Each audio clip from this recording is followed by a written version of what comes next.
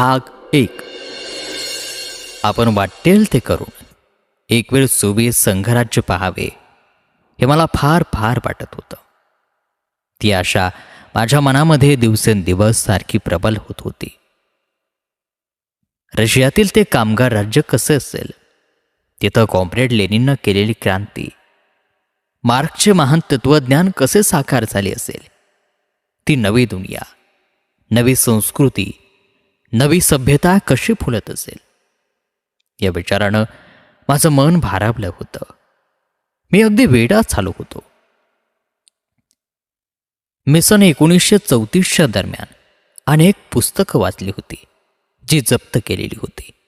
त्यामध्ये रशियन क्रांतीचा इतिहास, कॉम्रेड लेनिनचे चरित्र, आणि या पुस्तकांनी माझ्या मनावर खूप परिणाम केला होता. आणि म्हणूनच मी रशिया पाहण्यासाठी उत्सुक झालो होतो.